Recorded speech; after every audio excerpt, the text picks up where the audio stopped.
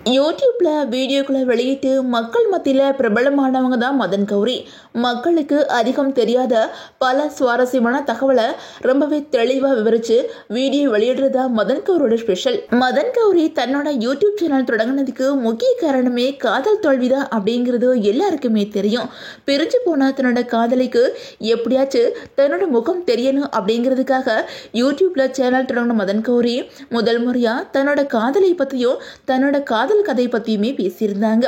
அதுல அவங்க என்னோட காதலோட பேரு நித்யா, மதுரையில நான் +2 படிச்ச அதே ஸ்கூல்ல தான் நித்யாவும் படிச்சாங்க.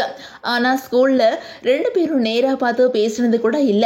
அதுக்கப்புறம் ஸ்கூல் படிப்பு முடிஞ்சு ஃபேஸ்புக் மூலமா தான் நித்யாட்ட பேச ஆரம்பிச்சேன். ஆரம்பத்துல நட்பா தான் பேச ஆரம்பிச்சோம். அதுக்கப்புறம் தான் 2 பேருக்குள்ளேயும் காதல் வந்துச்சு. மதுரை ரயில்வே ஸ்டேஷன்ல வச்சு தான் முதல் முறையா நித்யாவை நேர்ல சந்திச்சு பேசினேன். நாங்க வேற வேற காலேஜ்ல படிச்சோம். அதுக்கப்புறம் 2 பேருக்கு இடையில காதல் வந்துச்சு. அந்த காதல் கருத்து வேறுபாடு காரணமா பிரிஞ்சிருச்சு. பிரிவுக்கு நான் தான் காரணம். ஆனா இப்போ நானும் நித்யாவும் சேர்ந்துட்டோம். எங்களோட காதலுக்கு பெற்றோர் சம்மதம் சொல்லிட்டாங்க.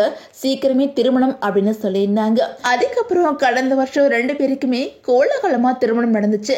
திருமணம் நடந்த வீடியோவை மதன் கௌரி தன்னோட யூடியூப்ல வெளியிட்டு இருந்தாங்க.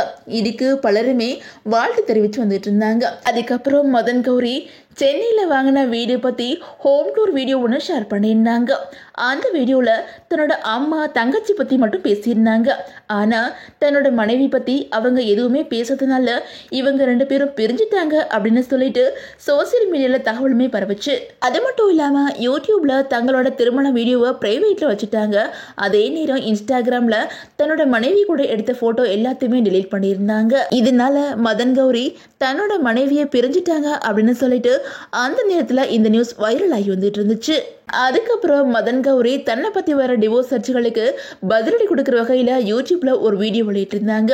அதில் அவங்க கடந்த 1 வருஷமா என்னோட வாழ்க்கையில் என்ன நடந்துச்சு அப்படின்னு சொல்லிட்டு பல விமர்சனங்கள் வந்துகிட்டு இருக்குது.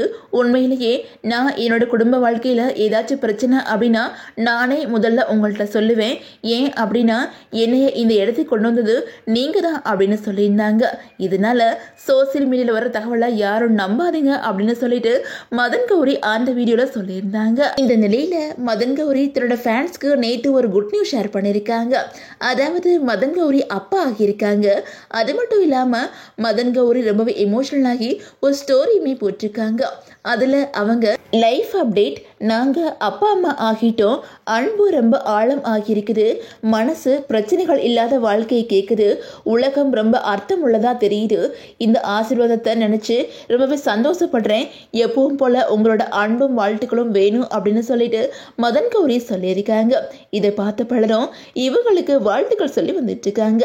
நம்மளோட மினிட்ஸ் மில்லியன் சேனல் சார்பாக வாழ்த்துக்கள் சொல்லிக்கலாம்.